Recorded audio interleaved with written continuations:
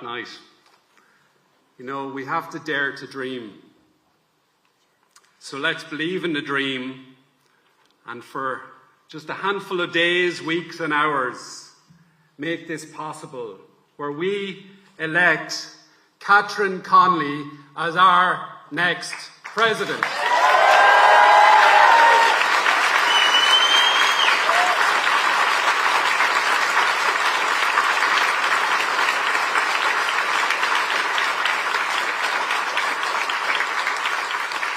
So before we continue, I do want to say a big bullabus to Eva Carroll and Maeve Mulligan, who are absolutely fantastic. Thank you so much. It was like a call from ancient Ireland rising up tonight, getting us ready to rock, ready for battle. So I've been handed a brown envelope, which is never a great idea. Within the brown envelope was a note, which I think I've already displaced, and it says in it, 1 minute left, please finish up. And unfortunately, it's the challenge of being what you might call Concordia or last Concordia. Have you any tips? So, thank you. So our great lineup of guests this evening, you'll all recognise them, have 5 minutes each. So I'm going to ask everyone to respect the time as best you can. And if you see me shuffling to the side, you know you might be in a bit of bother in a minute. So we're going to start off, and I'm going to firstly welcome Deputy Holly Cairns back from her maternity leave, and invite her on to the podium. Thank you, Holly.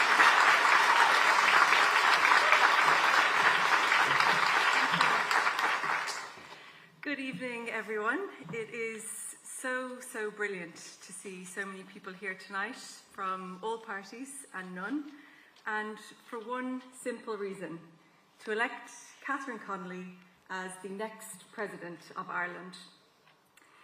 Back in the spring, when I thought about who I wanted to be the next President, Catherine was the first person that came to mind. And when we reached out to our members in the Social Democrats, that name came back above all others, time and time again: Catherine Connolly. The presidency matters.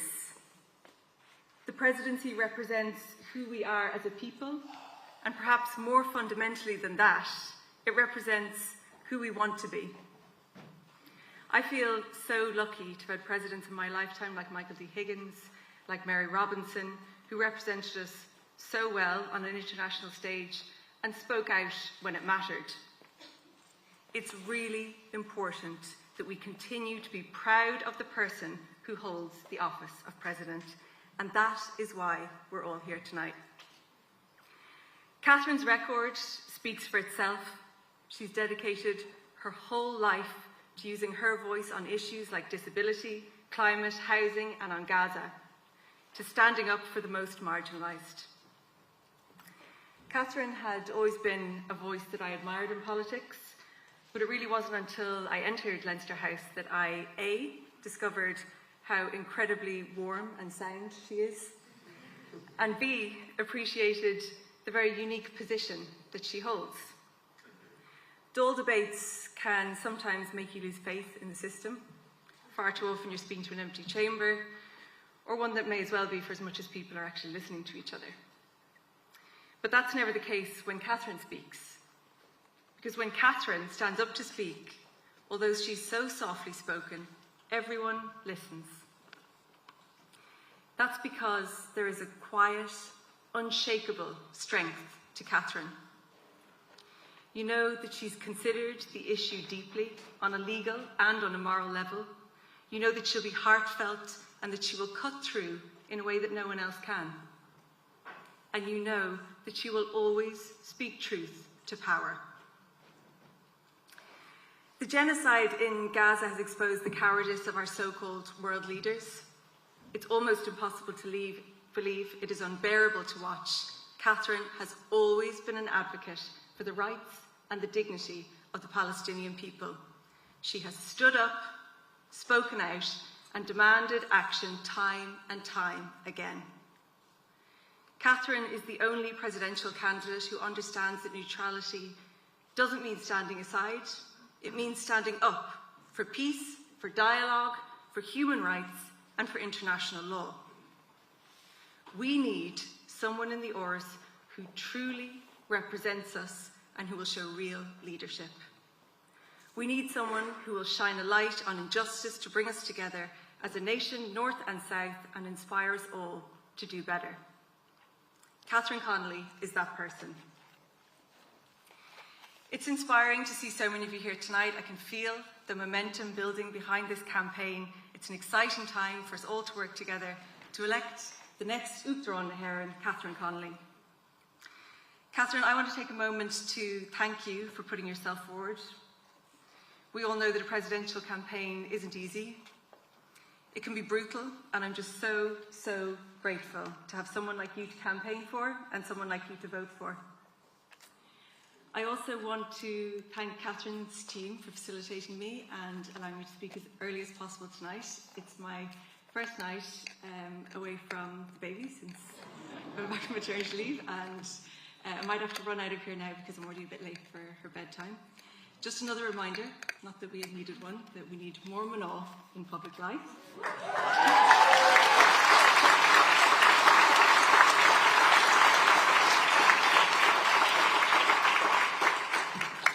But before I go, I'm asking you all to spread the word. Talk to your friends, talk to your family, donate, knock on doors, share online, do whatever you can. Let's show Ireland that politics can still be about hope, can be about decency, and can be about courage. Let's make sure that when people look to the Oireas, they see a president who inspires us all. Let's get Catherine Connolly elected. Thank you so, so much for having me along.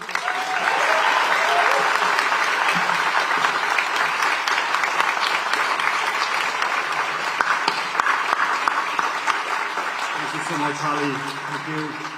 So next up, we're going to invite Deputy Marie Sherlock.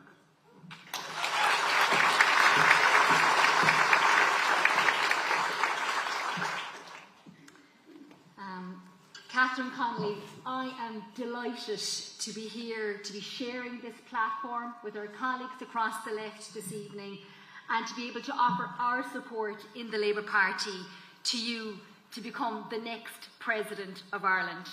I want to thank you for putting your name forward, because I know that that decision requires real courage and indeed bravery, a lot of exposure in terms of the campaign itself. But as you know, for us in the Labour Party, we are hugely proud of the presidencies of Mary Robinson and Michael D. Higgins. We passionately believe that the role of President carries immense moral power and influence. It is a role that arguably has never been more important, giving hope at a time of despair and leadership in a world that feels like it's gone mad. So fáilte mór ó crí, imlacli ó lár, agus go háir go complex, oid anna speisialta agus tábhachtach den na halína sa cahar seo.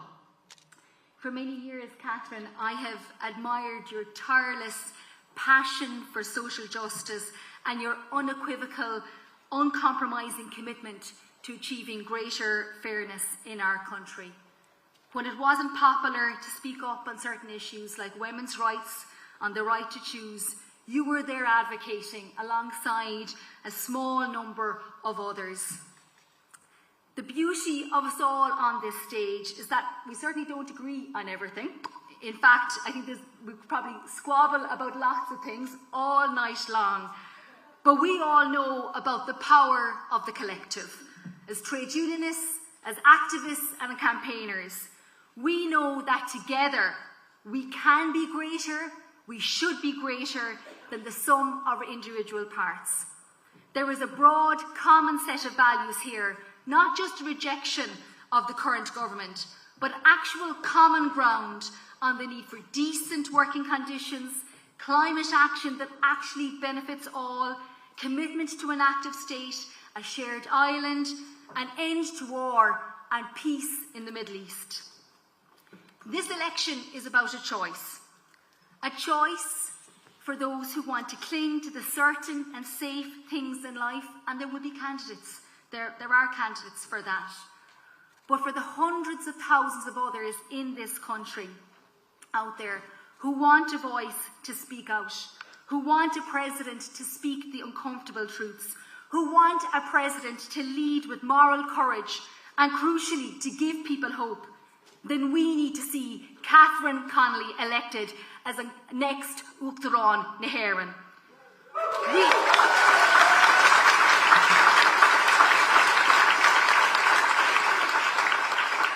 We live in a world right now where there's a real danger that workers' rights, climate action, privacy rights are all going to be cast aside in the name of staving off economic uncertainty.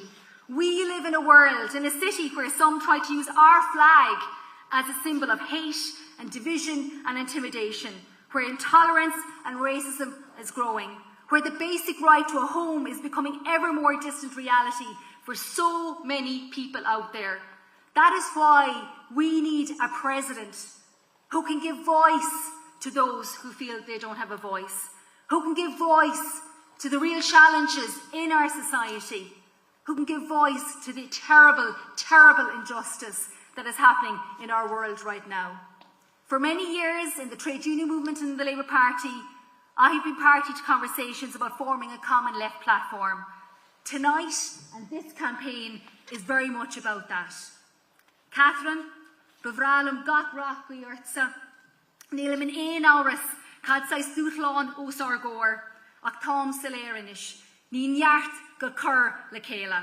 Araig le Catherine Connolly for President.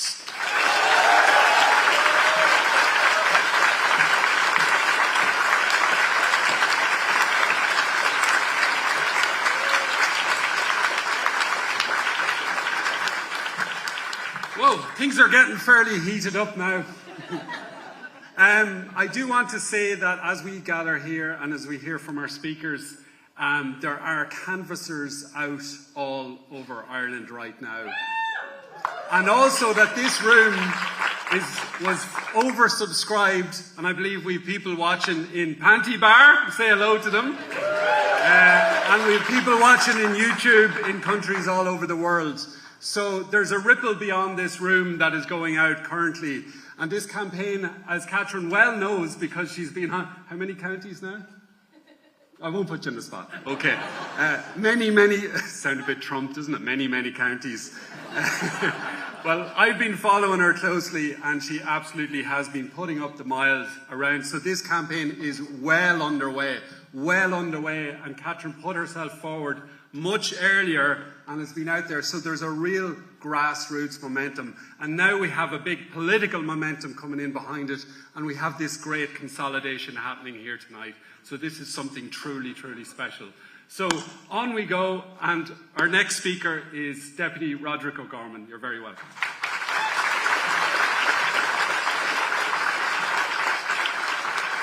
Thank you. Thanks very much, Rory, and good evening, everyone. And on behalf of the Green Party, I'm absolutely delighted to stand here today and endorse Catherine Connolly as our next Uachtarán na hÉireann. And our party welcomes how Catherine has used her campaign to put a focus on the issues that confront Ireland and the wider world. Issues like climate change, issues like the importance of having strong and resilient communities, and of course the ongoing genocide in Gaza. And I'm utterly confident that if elected on the 24th of October, Catherine will use the office of President to shine a light on these and so many other important issues. I came to the campaign, and I suppose I came to knowing Catherine somewhat different to some of the other colleagues here tonight. I know colleagues from the Soc Dems and Labour, from PPP and Sinn Fein, they would have worked with Catherine in opposition in the last Dáil term. I, on the other hand, my engagements with her were across the Dáil as a member of the last government. And it was actually in those engagements, in those debates on important issues, debates on difficult issues, that show me that she has the skills needed for this particular role. And first of all, Catherine has always used her voice for those who don't have a voice. On so many issues, survivors of mother and baby homes, people seeking asylum here in Ireland, Cearta Teanga Gaeilge, Catherine has always used her position in the Dáil to bring the attention of us as TDs to people who otherwise would remain completely unseen. And Secondly, Catherine has always had a resolute and absolute attention to detail in every debate she's taken place, in every speech she's given. When you face Catherine across the Dáil chamber, she arrives in and she has the books and she has the notes and she has the papers and they're all around her. She has the report and you know that she's read it back to front. But you also know she's read 3 other reports that show why this report is wrong. And she can also cite the debate in the Dáil from 1972 that actually showed the way everything should have been done originally.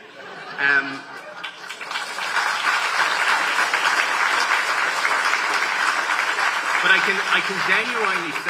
can genuinely say there is no other TD in Dáil Éireann is ever as prepared for a debate as Catherine. And not just the ones that get the media attention, every single debate. And this is important because our President has to make significant decisions. Reference of a bill to the Supreme Court, maybe refusing a dissolution of the Dáil. And it's that level of preparation, that attention to detail that I want to know is present in our Sinn Fein when those decisions are being made. But finally, I believe Catherine can take up the unifying role as President for all of us. We all know that our next President is going to have to welcome politicians, world leaders. To be honest, many of us in this room won't like. But Catherine has shown that she can undertake those difficult balances while not straying from her own values. And she demonstrated this when she was elected as Last Count Corla and performed that role for 4 years. Because she showed an ability to step beyond being an incredibly formidable opposition TD to chairing debates and votes between government and opposition, always in a fair, always in an impartial manner. So it's these 3 qualities: her commitment to always speaking for the underdog, her attention to the detail of her constitutional duties, and her ability to step beyond opposition into a unifying position. These are the qualities that I want to see in our next President. These are the qualities all of us see in Catherine Connolly, and it's on the basis of these qualities that I and the Green Party will work to deliver as many number ones as we can secure to ensure that Catherine Connolly is elected as the next Duke Dúchra na hÉireann. Thank you all very much.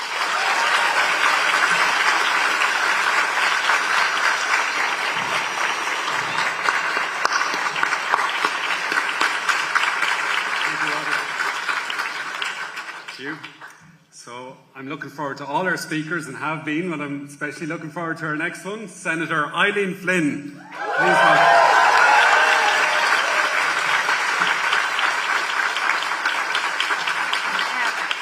Thanks very much. I haven't got a speech wrote for this evening.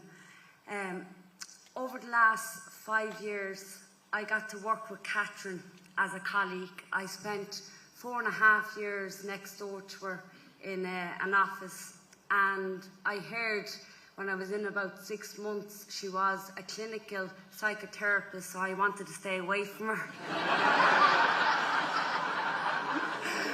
And it actually gets worse, the money messing. She'd never take the lift with me, she'd always walk the stairs.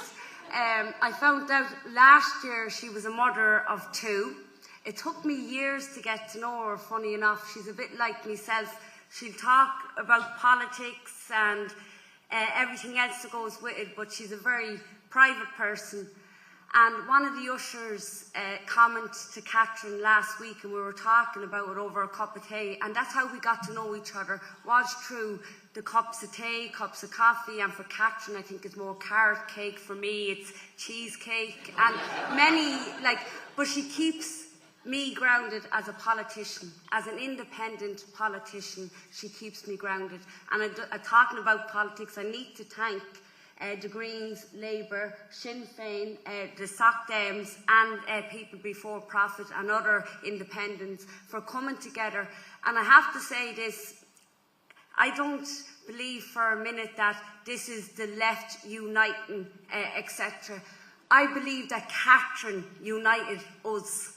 United Sinn Fein, Labour, Sinn Fein, Labour, the Greens, Soc Dems. So So this was Catherine that did this. And I know from the Shannon election, you have to be a unique person. So already Catherine Connolly has shown her leadership to us by being able to get people to work with her. And I don't believe for 1 minute Catherine wants to be the voice of the underdog. I believe Catherine to listen to the underdog. And Usher said to me last Thursday, after speaking to Catherine has time, Eileen, he said, for the nobodies. And this was last Thursday. I was going home to Donegal. Bathing from Catherine's office rang me the week before last and said, Eileen, will you be the first one to sign Catherine's nominee paper? I was like so overwhelmed, like, yeah, of course I will. And I remember going up to the office, I was shaking, right? So anyway, I signed my name. My father said, you were a great scholar once you could do the X, right? But anyway, I did Eileen Flynn, then I did the block, and I said, what house are you in? And I'm like, oh God, help me. I can't spell it. Right? So I went completely, like, just blind. I was like, I can't spell it. So I looked and I felt so embarrassed. I said, Catherine. She goes, what? Spell Shannon. Right? But Catherine made me feel that I wasn't stupid because, you know, people, I do have dyslexia and trying to hide away from it, but I was caught in the office beside her, and she said to me, there's enough of people out there putting themselves down, you know, and for me, over the last 5 years, while a lot of people in this room would know Catherine for her true to politics, for me, I know her as a friend as well, and I will say she's as stubborn as a friend as she is at politics, right? Because just even in the green room a few minutes ago, I met a comment and she's like, I didn't ask you for your opinion. So she's very, but I will say, like, for Catherine, she does speak truth to power. And Bernadette Devlin, another woman that I look up to in politics, her quote is, we're born into an unjust world. We're not meant to grow up in an unjust world. And for me, the president is someone that can represent us all. My father used to say to me, Lord mercy upon him, you know, Eileen, you can mix with rough and smooth. And I think Catherine can mix with rough and smooth as well. I actually do. She meets people where they're at. And I think with Catherine, we will get exactly what it says in the tin. When I was 6 years of age, I met Mary Robinson in a refuge in Rathmines with my mother. And I'll never forget that. My daughter is now 6. And a few weeks ago, we were looking through some of the photos and I was talking to her about the presidential election, and I had a photo with Gerry Adams and Mary Lou and all these brilliant change makers. And Billy looked at me, so Mammy, what are you going to be when you grow up? No, honest to God, no lie. And I was like, oh God. I was like, oh, I'd like to still be a politician, Billy. What would you like to be? And she goes, pointing at Catherine, I want to be, and it just brought me back to that moment. If Catherine was president, we would future-proof our future generation. Somebody that will listen to the young people, somebody that will listen to those and the margins of society and will go to those events that don't get the publicity, etc. For me, Catherine Connolly is a true candidate for the presidential role, and I believe she'd have no problem. She won't ask him for his opinion or anything of the sort, speaking and saying to Trump he's welcome or whatever else that goes with it.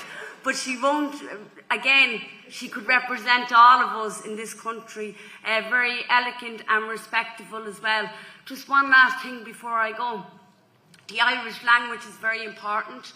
I haven't got any words in Irish really, but I will say with Angus O'Snuddick and Catherine Connolly, I've been to a few Irish events and they've been the translators, so they're telling me back in English what's going on, you know. But I still go. And with Catherine, I never felt out of place because I didn't know Irish. You know, I never felt less because I didn't know Irish. And while the Irish language is very important to Catherine and very important to all of us here in this room, you know, she don't make those of us who don't speak Irish feel any less. And let's not forget, Catherine was the last Cam Collier of the Dáil, the first ever woman to take that title. So I think that also shows Catherine's leadership as well. So I would say to people, not only donate to the campaign, which is really important, I would say go out on the 24th and vote, and bring another person with you. Bring one person with you, next door neighbour, go and make plans to go and vote, because you know something, people think working class people like us don't vote and politics don't impact on us. We're clever. My little girl, we were playing chess a few weeks ago, and she said to me, "Oh, Mammy," she said, "my first time to play chess, you're cleverer than what you think." Right? Swear to God. And for me, I just want to say that if we were to bring one person with us, you know, we're making sure that two of us has voted. So again, I'm begging of you from the bottom of my heart, in a very scary world, please, please, please get beside Catherine and behind her. She's exactly what you say in the tin.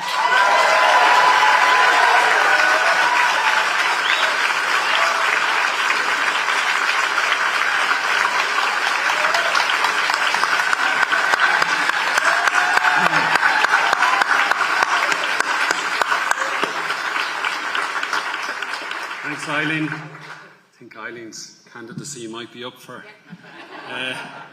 many cycles of 7. We won't get into it. But thanks, Eileen. That was wonderful. And I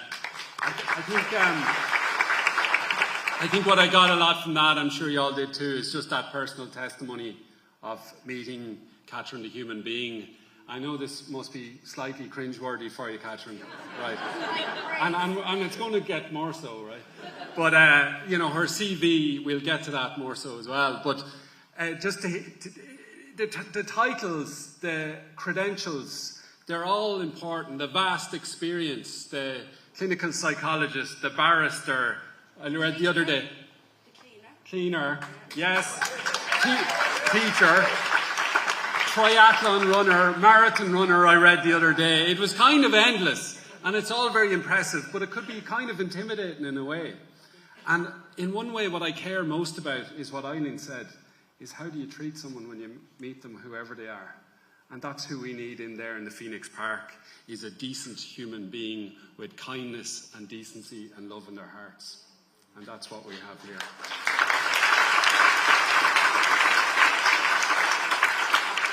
So, you ready, Paul? Next up, Deputy Paul Murphy.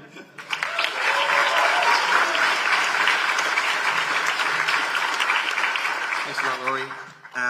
And thanks everybody. I mean, really thanks, Catherine. Catherine's not someone who asked for this, who wants the limelight, who wants to be in the media. Catherine's doing this for us. So thanks a lot, Catherine. Thanks to all of you. Thanks to the people in Dublin South West that are out canvassing tonight in Woodstown. Thanks to the people in Pantybar. Thanks to the people who are watching online. Thanks to the thousands and thousands of volunteers who are going to win this election campaign. Together, on a personal note, genuinely, this rally, this campaign gives me hope. And hope, certainly for me sometimes, as an eco-socialist who follows the news, can be a pretty rare and pretty valuable commodity. Because the truth is, we live in a very dark time. We have for 2 years had a genocide live streamed on our phones. And we're the ones who are aware of that, who are conscious of it, who are horrified by it. We know that the forces of the far right, backed by some of the richest people in the world, who would spread hate and division and racism, are on the rise. We know that this capitalist system is dragging us deeper and deeper into ecological catastrophe. And the powers that be would like to squish out all hope. Their mantra is and always has been, there is no alternative. There is no choice but to go along with whatever the market says must happen. And what Catherine's campaign, in my opinion, is about is saying, no, there is a choice. There is a hope. And in very, very simple terms, people have a choice in this election. They have a choice between a candidate who will speak out with moral clarity about Palestine, including saying that no, it is not up to Keir Starmer, who represents the Palestinian people, it's actually up to the Palestinian people themselves. Versus a president who will applaud whatever cynical manoeuvre the government engages in what is fundamentally an exercise in triangulation between the public support for Palestine and the pressure of US imperialism, the positions of Donald Trump and the positions of US big business. It's a choice between a president who has a strong history and record of defending our neutrality and protecting the triple lock which secures it, versus candidates who are announced as saying they want to go along with Fianna Fáil and Fine Gael, they want to get rid of the triple lock in order that we can line up militarily with the same forces that are arming, funding and enabling this genocide. It's a choice between a president who will take seriously the oath. You should read the oath in the Constitution. It talks about promoting the people's welfare, versus a president who will just nod along as the government prioritises not the welfare of the people, not the children in emergency accommodation, not the renters looking to access housing, not people looking to buy the first house, but no, instead of the welfare of the people, the profits of the big developers, the corporate landlords and the private health profiteers. For us, in People Before Profit, it's even more than that, this choice and this question of hope. It's about giving people the hope that the left can come together like we are here today, and that the 100 or more than 100-year rule of Fianna Fáil and Fine Gael can be ended.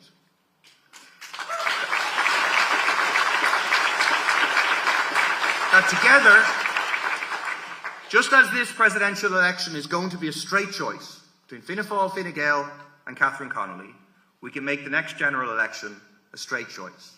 In one corner, Fianna Fáil and Fine Gael and those that are willing to prop them up, and in the other corner, those who are willing to stand for a left government that the first time would say that those who suffer from the housing crisis, those who suffer from the cost of living crisis, those who suffer from the health crisis should be at the centre of our policy rather than those who profit from those crises. The final point. In 4.5 weeks, how are we going to win this? We're not going to win it if it'll be decided by who has the biggest and shiniest and fanciest bus. They're going to have very fancy buses. We're not going to win it if it's going to be decided by the number of fancy billboards or the number of newspaper ads or how favourable media coverage we get. We will lose on those fronts. Where we're going to win it is people power. And I really think the media has not yet copped on to what's happening here. There is a movement from below where literally thousands and thousands of people have signed up to volunteer for Catherine. And we're only just beginning.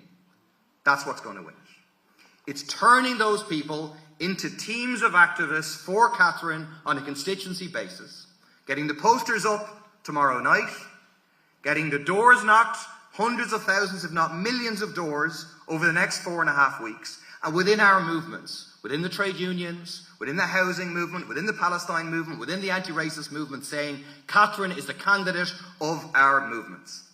And within all those conversations, there'll be literally millions of conversations in the next 4.5 weeks.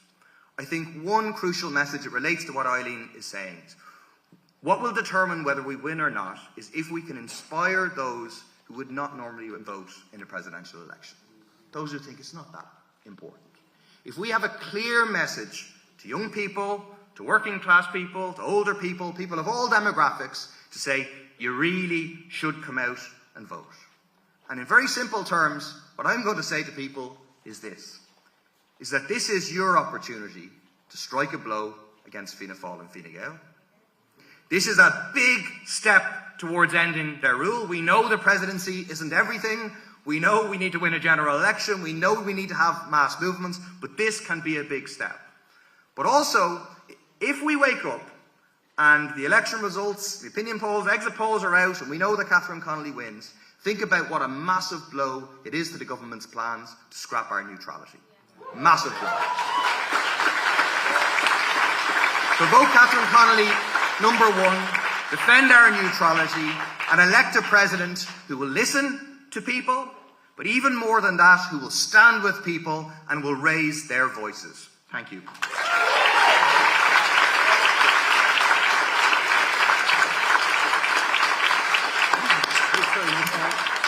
So, folks, we don't have too much time together left, but it feels like we're zoning in on, as Paul said, getting out onto the streets and knocking those doors. But in order to do that, we need a small thing called arrogance and money.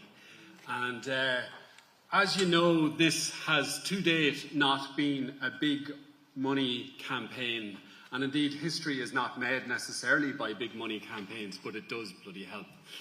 And so, with that in mind, many thousands of people have made small donations, fivers, tenors and 20s, which in fact is testimony to the nature of the ground-up, groundswell, grassroots nature of this campaign.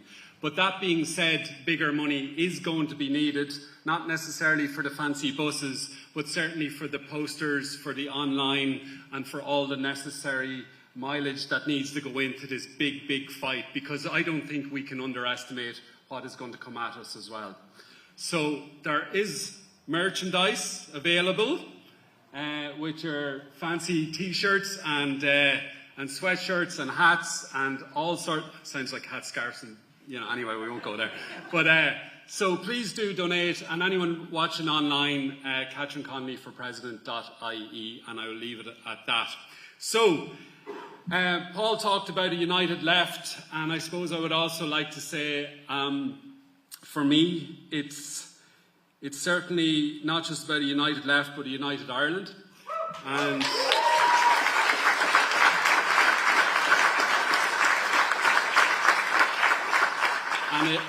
it transcends that also. It's about a united humanity at this time.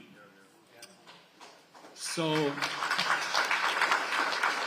I know Sinn Fein have been on a big journey, as have many others, and indeed many voters will be on their journey. And we respect the journeys that people go on. But I have to say, it is a great, great thing to be introducing Mary Lou McDonald to support Sinn Fein.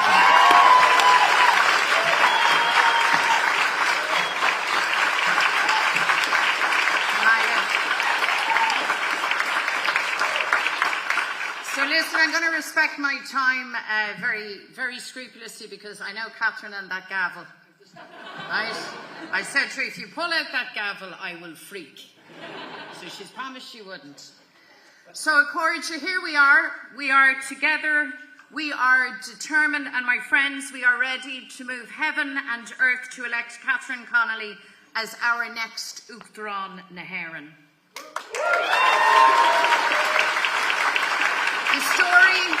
The story of the Irish nation has been written at seminal moments when we looked with courage to the Ireland that can be.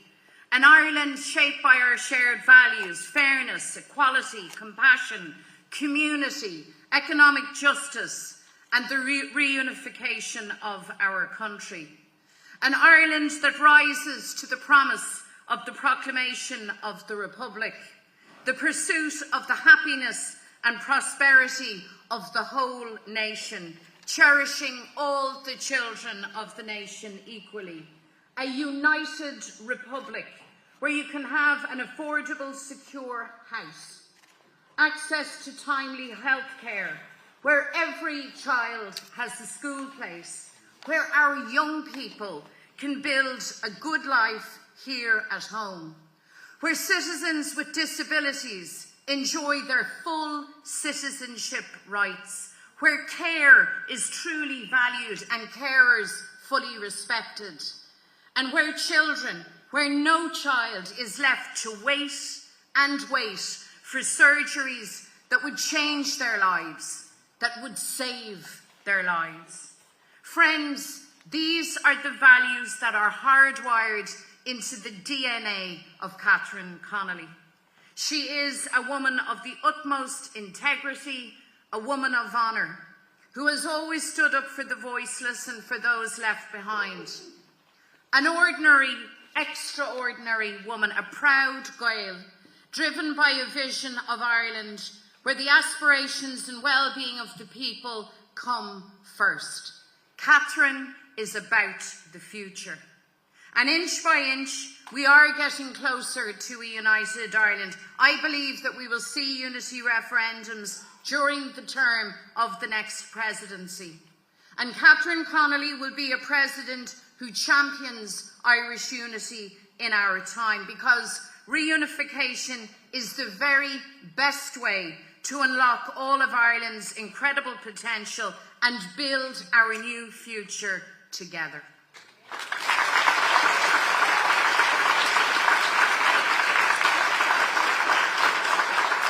Catherine is a voice for justice. She relentlessly speaks out against Israel's brutal genocide in Gaza, for an end to the occupation, for the freedom of the Palestinian people. The people of Ireland want our president to stand on the right side of history, and we know that that is exactly where Catherine stands. Catherine will speak out for Ireland's place in the world as a defender of human rights, of peace, of democracy and diplomacy.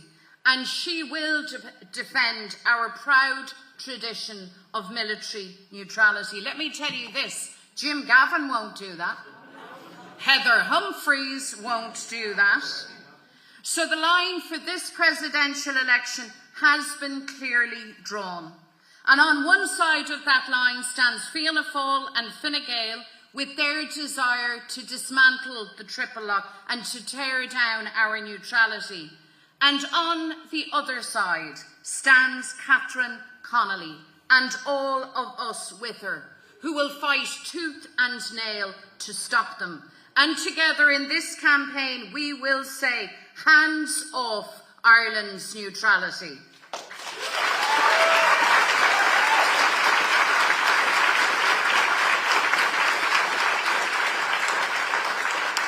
As Uachtaráin Sinn Fein, as the leader of Sinn Fein, I am delighted to back Catherine for president.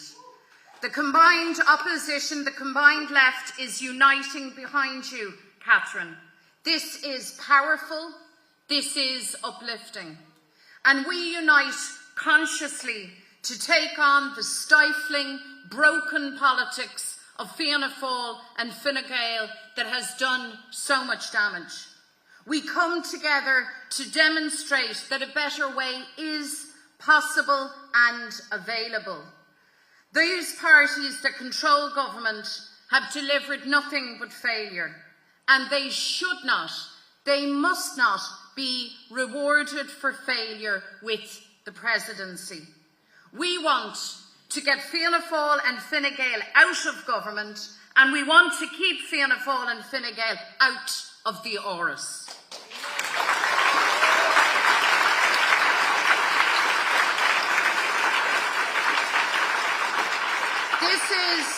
This is an essential move in the fight to realise a better, fairer, equal and united Ireland. And we can do it. Is féidirling. We can take that big step to that better future by electing Catherine Connolly as Uachtaráin na hÉireann. Mar beidh Catherine Connolly ina Uachtaráin do Winter I lig na hÉireann. Uachtaráin a cheasan suas san ceartas agus cothram na féine, son ahéantú ordair, son ról na hÉireann sa dawan mór, mar cusan tóir do cearta an duine agus ban síocháin. My friends, Catherine Connolly believes in Ireland. She believes in us. She believes in our people. She believes, she knows that we can realise that better future. And she will be a president for all the people of Ireland across our 32 counties.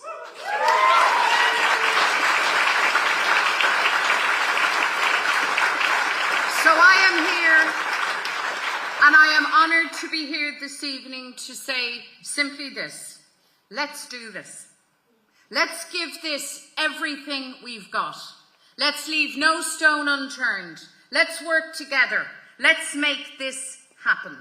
And let's make sure in that fateful weekend in October that when the name of our next president is announced, that name is Catherine Connolly.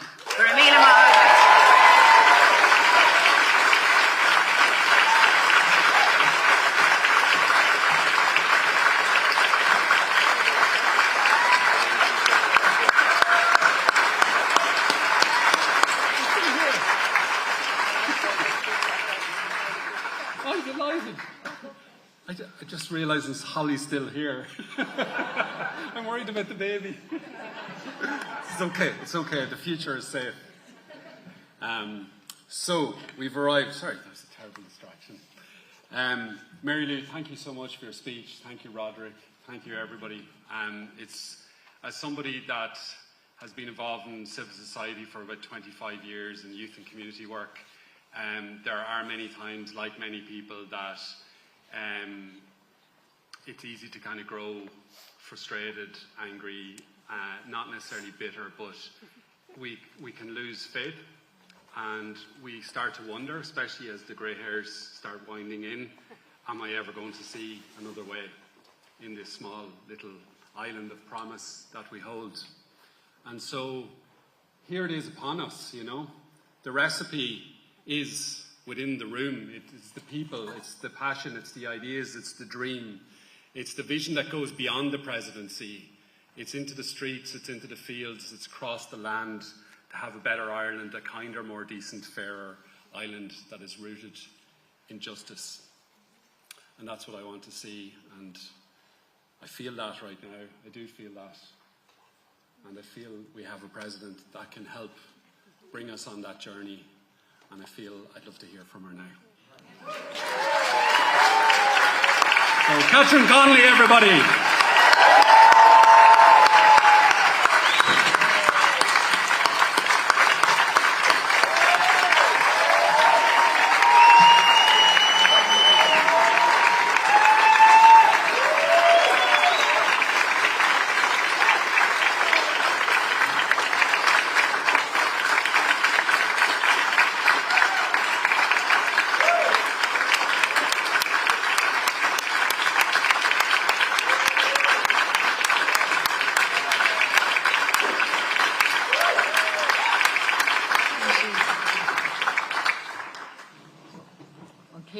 rinne me chur mé an clog ar siúl. Tar sé ar siúl an seo. Agus I dús spára ba wat le ma bhuichas a chur anúl da Vanessa agus da Rúri agus an méid aibre atá choras deachaú agus ag an irden bheogatá agam gur a míle mágah agus a sín tu a bheith an seo so tá búla bos tiltte ag an irden.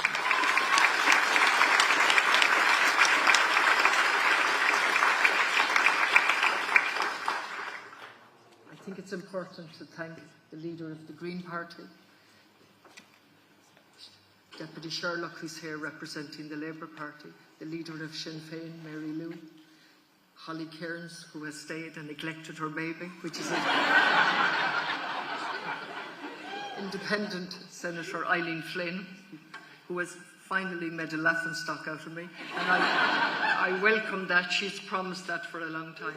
And also to Deputy Paul Murphy from People Before Profit.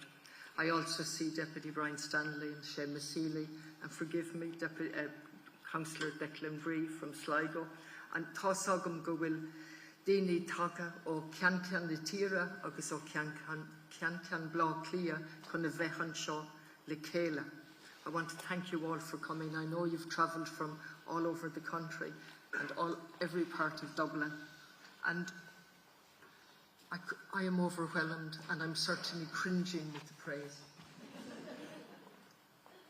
However, I put that aside because there's something far more important happening here, and I'm simply a part of a movement. And I've said that from day one. This is a movement of energy, of vibrancy and vision to say that we will steer the country in a different way. We will never accept the normalisation of genocide.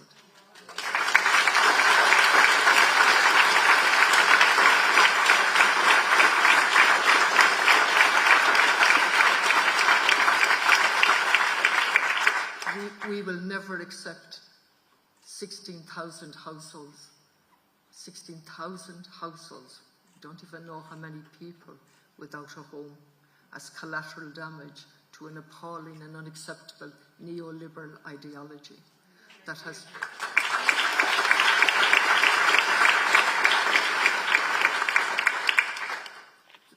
has made a philosophy of knowing the value, the price of everything and the value of nothing.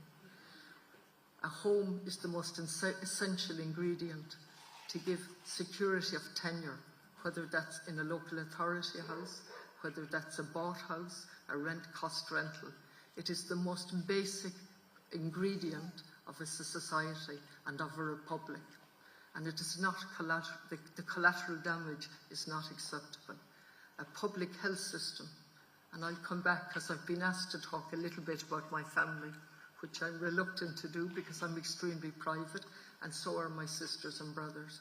But perhaps I'll come back to it in a minute as to how it has shaped me. We need an integrated public transport system. We need to call out the existential threat that is climate change, posed by climate change. We need to make language mean something. We declared a climate emergency and a biodiversity emergency almost by accident back in 2019 through pressure and young children outside the Dáil that finally shamed us to declaring a climate emergency. I'd like to tell you that that was proactive government policy. It was not. It was the power of the people on the ground and the power of our children and our young people and people of all ages that forced us to make that declaration. And I welcome that the government did that. But we have not had the transformative action that's absolutely necessary. Transformative action if we are to take serious action in relation to climate change, in relation to what we learned about our absolutely not fit for purpose public health system when the pandemic struck, when COVID struck. We've learned nothing from that either. And we are normalising war as a way of bringing peace. The absurdity of that doesn't need any explanation from me. So I stand here as someone who made a decision with the help of the small team who worked with me and put up with me. And I made that decision and I was asked to stop using the word tortuous. And they were absolutely right to ask me to stop using that word. But it was a tortuous decision.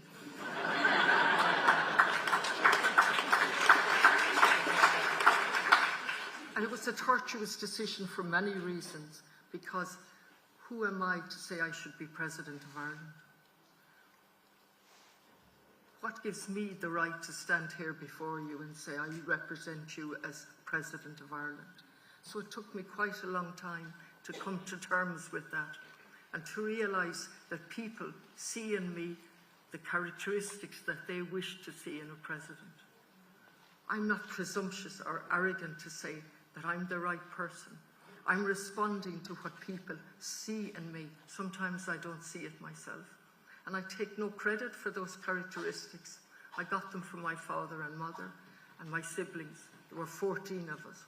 I just take a little water, if you don't mind. I don't mind if you've tasted it.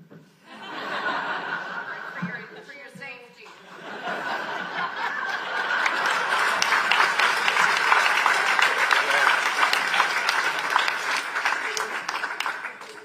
So I learned about social justice and equality on the floor of my house in Shonpilla, in a working class area. I learned about being an insider and an outsider from a very early age, when my father kept us all in from a protest that was given out about travellers. And there was a traveller family moving into our area and people protested. But we also understood that I also understood why the people were protesting, because the hypocrisy of the local authority that sought to do it in a particular way without consultation. And so, although we were inside and not participating, we saw it from both sides. And from a very early age, we learned how to see things from different perspectives, not least of which were the 14 siblings and all of those perspectives, but certainly outside of that. And so when I was asked by Sean O'Rourke, was there politics in my house a few months ago, I foolishly said no, when in fact we were infused with politics in the best sense of the word, social justice and equality. And then I went on, and I make a confession, I was a member of the Legion of Mary. And I have to say I learned my socialism from the Legion of Mary. I learned that there was a world outside of me and outside of my siblings and outside of our difficulties. There was a big world out there. And we learned how to visit people in hospital who had no visitors. And we learned how to clean houses and so on. And then I became a member of the Chantilly Youth Group. And again, I never thought that was political. And we collected money to build a basketball court. We just did it. Then we invited the Bishop of Galway and Canning-Glynn, and we didn't know what to do at that point. We had all the work done, the money collected, and the basketball court built, but we didn't know what to do next. That's what sticks out in my mind. And then I joined the Order of Malta, which again showed me a perspective outside of myself, as well as learning first aid. We travelled the country for first aid competitions. Of course, it was where we met boyfriends as well and friends, which was very helpful. But we also learned that there was a big world out there. So when I look back on that and I say there were no politics in my house, that's very foolish. There was politics in the best sense of the word. And I'm just spotting various people down here. I didn't realise my niece and nephew were also here. You're very welcome. So I'm sharing that because I've been asked to share it as to what has formed me and what has shaped me, and it is my family. Following on from that, I had the privilege of going to college. I was a late developer. I will tell you that my approach in college was to do as little as possible and still pass exams. But by the time I got to do the LLB, I realised it was a eureka moment for me. You attend lectures, and you study and you get the results. It took me quite some time to realise that. But that's what I did, and then I went on to do the BL and became a barrister and so on. There's so many jobs in between, I won't bore you with them. But everything from a cleaner to a nurse's aide to working in a hotel as a chambermaid, along with the other professions that I have shaped me. And I've learned from every single one of them. And what I learned most was every single job is important. And in fact, the jobs of cleaners and nurses' aid are for me, equally as important as the doctor and nurses. They're the people closest to they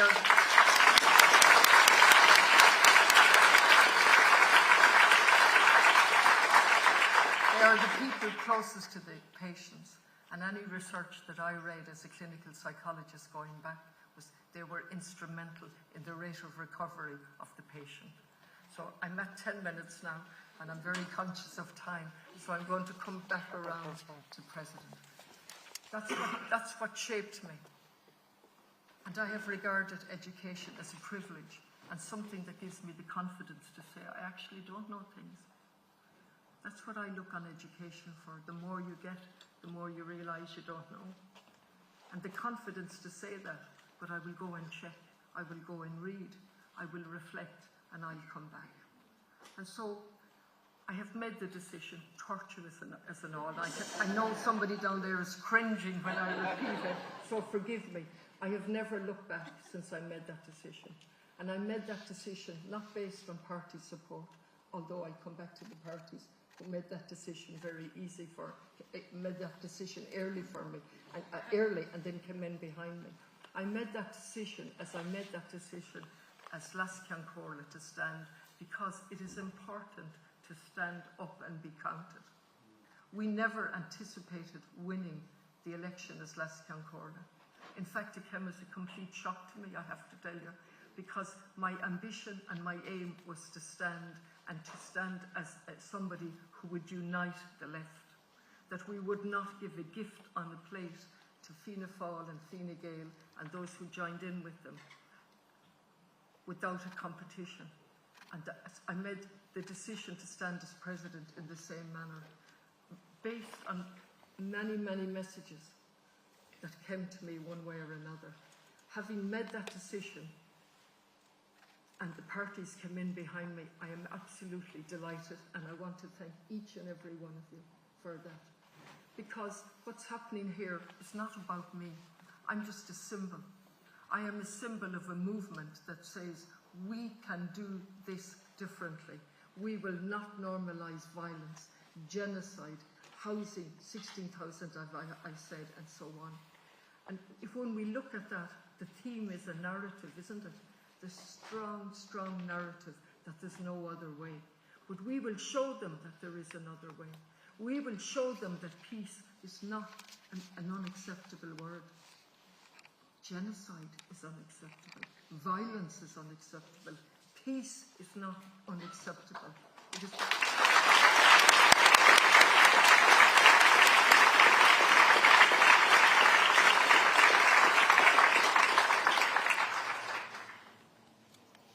I'm somebody who's very familiar with the Constitution, in as much as one can be familiar with the Constitution. I have read it as much as I can, and Article 12.8 has already been referred to. And under Article 12.8, the President takes a solemn and public vow to serve the welfare of the people of Ireland. To serve the welfare. And Paul has already mentioned this. A solemn and public vow. That gives a President great flexibility. The Constitution also obliges us to seek peaceful resolution to conflict. That has become unacceptable. We're now in a world where an economy can thrive based on the military-industrial complex. And countries in Europe are boasting of the military-industrial complex that's given a boost to their economy. To me, economists have utterly failed us, the vast majority of them, in describing a growth economy based on criteria that completely ignore the military-industrial complex role, the role of carers that's never quantified, I don't like the word domestic, violence against men, women and children at a basic level costs the economy $2.5 billion per year. The failure to deal with our mental health problems in a sustainable way and providing services, extrapolating from Northern Ireland, costs something like 12-point-something billion per year. These are issues, these are facts that are never brought in to an analysis of an economy. So, as President, I will do my best to reflect the values that we hold dear, the values that I use my voice for peace, that I use my voice to articulate the existential threat posed by climate change, that I will use my voice to reflect the tremendous work of communities on the ground who are under-resourced and not given enough recognition. Communities that have identified the problems they face and also the solutions, but are never resourced enough. I want to say I'm humbled by your attendance here tonight, and I'm humbled by all of those that have joined us online, and I know they've joined us from all over the country. This is a movement. Together we can do this. Together we can shape the narrative and counter the narrative of consensus that has dogged our public discourse for far too long. The narrative of consensus that allowed over 100 years of institutionalisation in Ireland, that locked up women and men in our industrial schools, in our reformatory schools, in our mother and baby homes and Magdalene Laundry. A century and more of incarceration because our republic couldn't allow questions to be put, and those that put questions were demonised and ostracised. I will put the questions, but more importantly, I want to empower and enable you to realise the power that you have. And the power is within this community and within all the communities in Ireland, and you need to use your voice and demand answers. And I'm proud to be part of that movement. I'm also proud that we have united most of the parties on the left but I would like to think of myself as an inclusive candidate. And sometimes I describe myself as someone there's a right and a wrong, rather than a left and a right, which is, I'm sure they mightn't like. But that's my background. There is a right and a wrong, and genocide is wrong. 16,000 households and rising is wrong, and so on. So we are part of a movement. We're stronger together. Agus Creeknoime in Welga, agus Jerry me got a mila mahagav, is federal in a shot a wanchama, is federal lina a fish ella a kurkuntin, a ober a Slavicala, agus gan gala don edochis, tosha harve tobakta, go winna jinan dochis a chrahu, agus dochis a horch the Arguini oiga. So Garamila Mahagav agus is honor more domsa a veteran shot I work all over.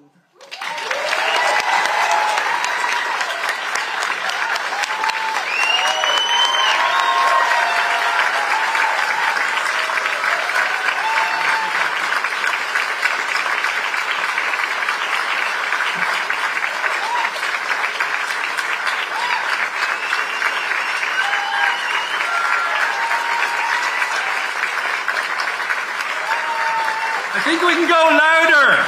Want to go louder?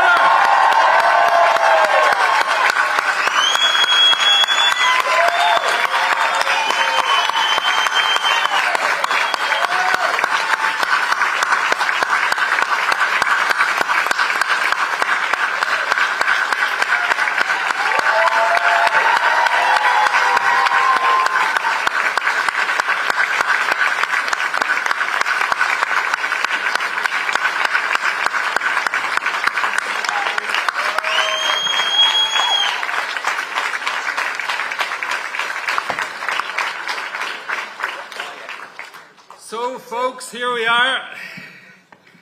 We're at the end of the night and the beginning of the new Ireland. Before we conclude, I want to say a huge thanks to the team up above and down below, all around, the sound, the light, the venue, Vanessa, all the team at the complex. And a special thanks to all the team in the Connolly campaign that are volunteering so hard, tried the last number of weeks and months even. So,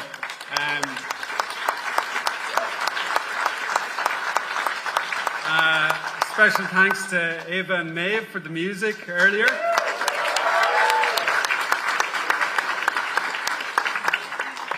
And I know you all share this sentiment, but I also want to kind of give a personal tribute to everyone in public service. And I also extend that to people across the divides of belief and ideology. While sometimes it's not easy, and I'm thinking of you, Roderick, if you don't mind me picking you out for a second. You experienced some nasty times during recent elections, and we know that Simon Harris recently, and Mary Lou, you've experienced, and many others as well. And I think we need a united opposition to all of that across all branches of society where misinformation, disinformation, division is entering our homes, our families, our phones, our children, to stand up, beyond this election for something bigger. And so I want to pay tribute to everyone in public service for putting themselves forward. And I know there's many public servants, representatives in the audience here as well, but also there are many activists and campaigners that I feel humbled to see, looking at you, Declan, and many others that have been around many decades and have walked and beaten the streets, and we have benefited from the victories that you have helped us achieve. And sometimes we get so downtrodden and focused on what isn't possible and the mountain we have to climb that we forget the victories that we've won. And so all of you here are testimony to that great Irish tradition of solidarity and togetherness, and this is a continuation of that legacy. So thank you, everybody, and let us forge on. So we're going to wrap up with some Kjol. Have I got... Are you going to take any questions from the press? Jim Gavin took questions from the press. Heather Humphreys took questions from the press. Are you going to take any questions from the press today? No. Well, you need to maybe ask a bit politer, but...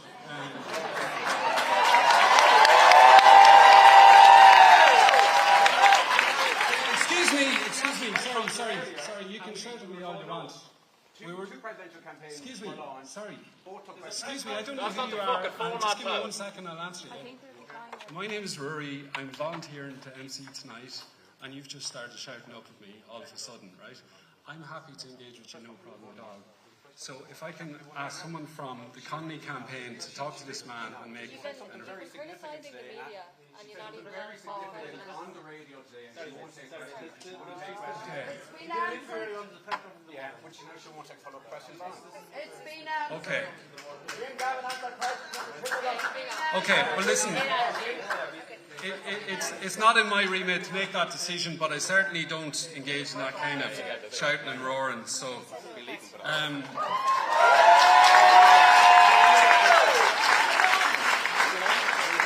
So, back to the momentum of winning this election in the coming days and weeks, and that's what we're going to do.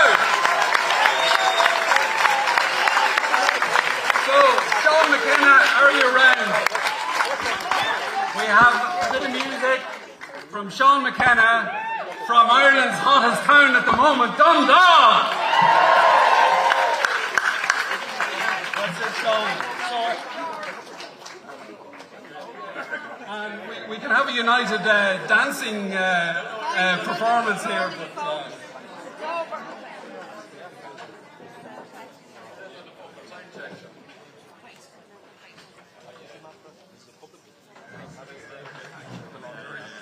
Okay, no dancing from Paul Murphy tonight, folks.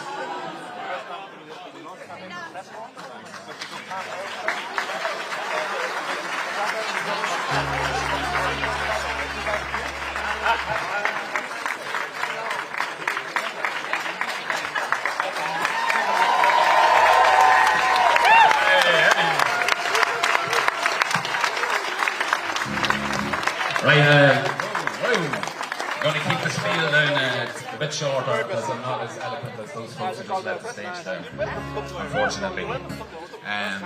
Got a couple of my own songs to sing for you tonight, and I'll let them fucking, the songs will speak for themselves, hopefully.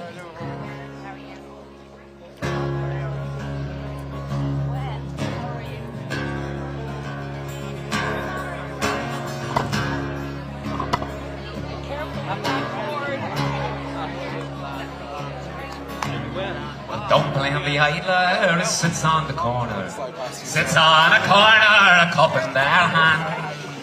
But blame the idler who owns the apartment, built by his cronies on ex-public land. Don't blame the idler who does the odd mixer, while drawing the dole. Oh, but blame the landlord, his car's like a Concorde, and he's charging fierce rent for a string of shitholes. But don't blame the idler, not taxing his motor, when tax it he must. Oh, but blame the idler who stands at the checkpoint, but just doing his job while the laws are unjust. Don't blame the idler who sits on the bar stool, besotted each day. Oh, but blame the clergy a preaching how dare they, pushing their baskets and subscriptions to pay. But don't blame the idler who sits in their kitchen with a needle and spoon. Oh, but blame the blue sharks for austerity and budget cuts that allow more young souls to perish too soon. But don't blame the idler who comes to this country, as seeking their home. Oh, but blame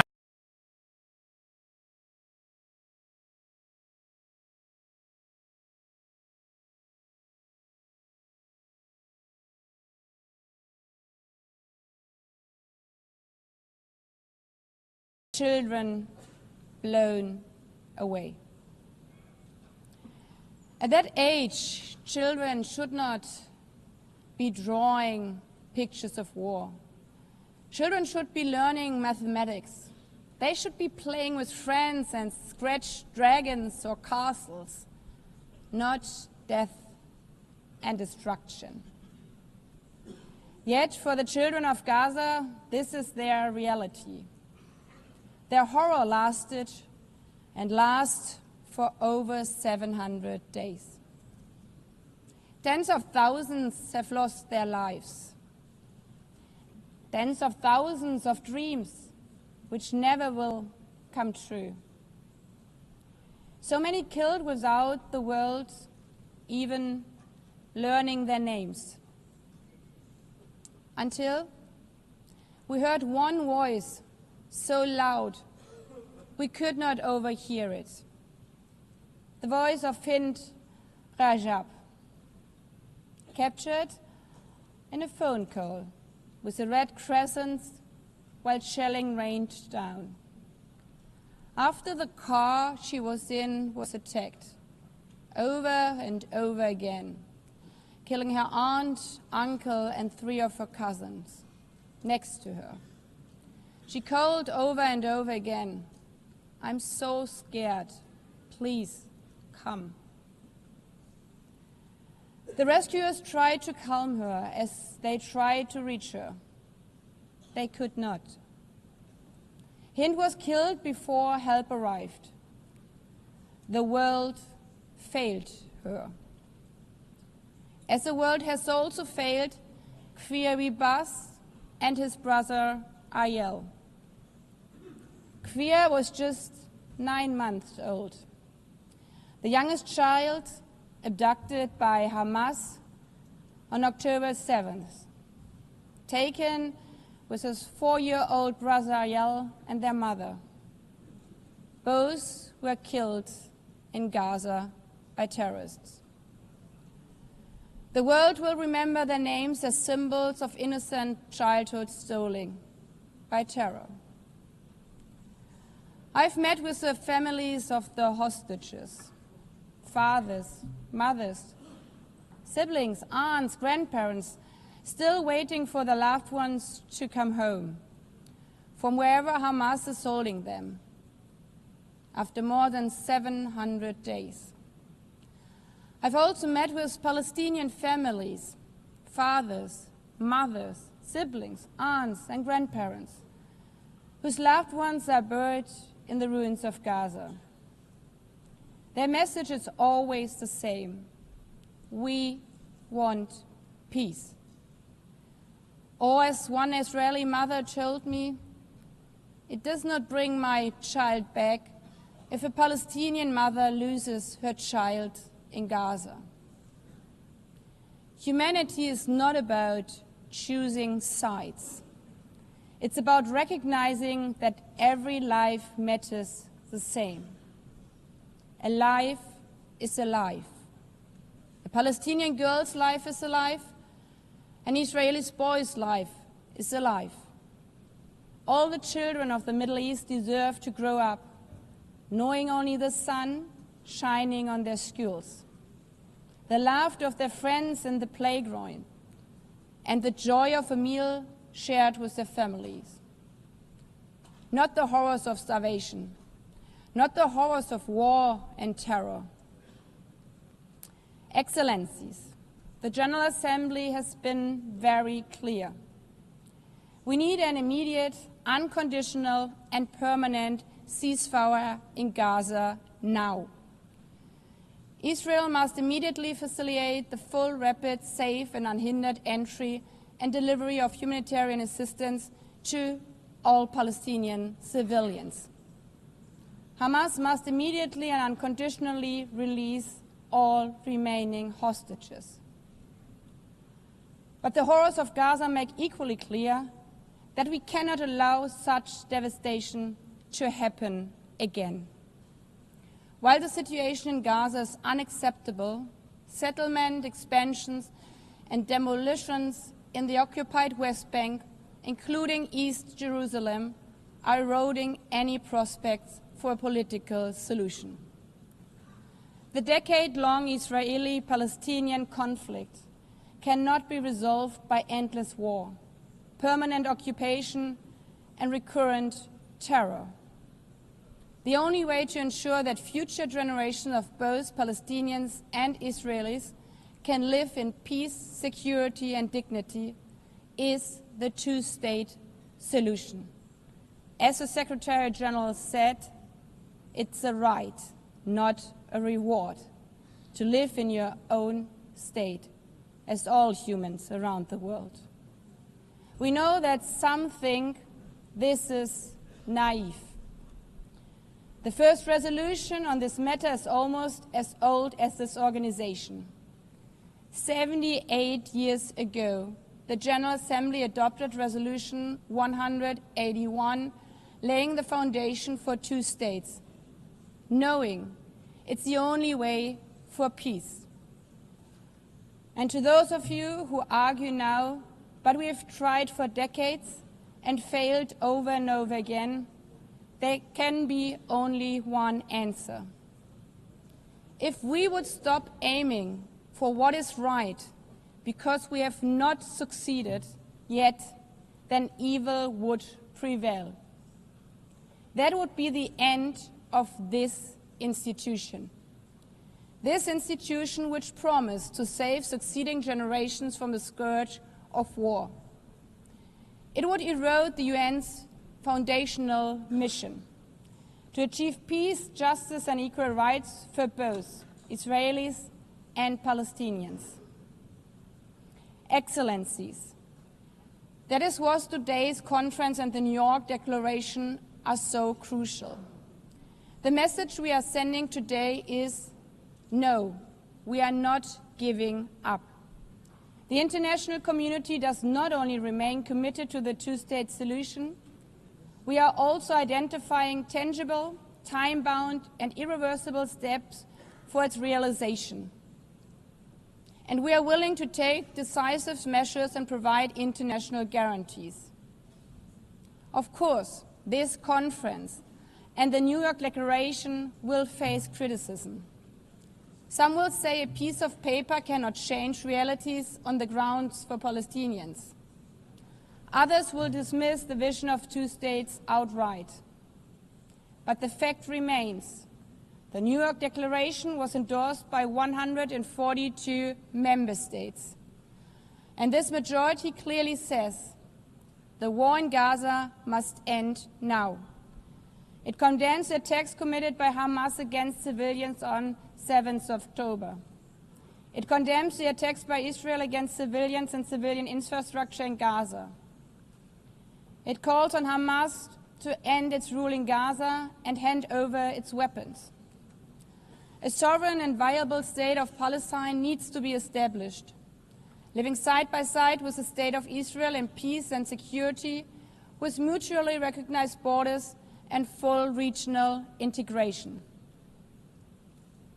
Excellencies, the call for peace and the two-state solution is not an abstract.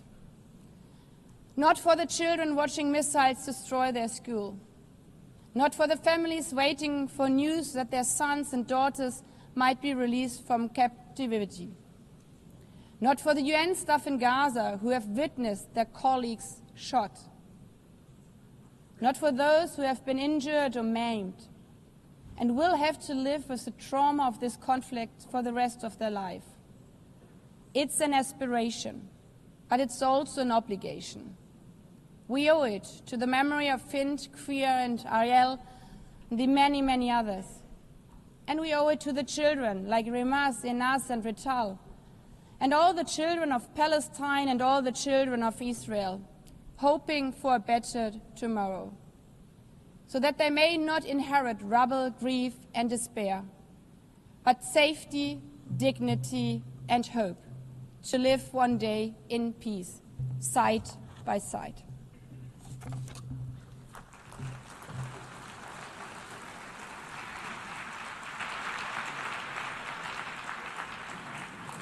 Je remercie Madame.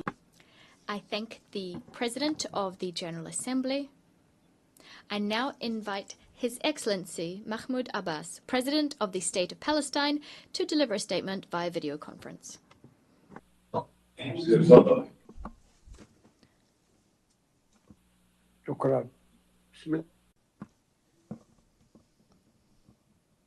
Thank you. Your Excellency, President Emmanuel Macron, Your Royal Highness, Prince Mohammed bin Salman Al Saud,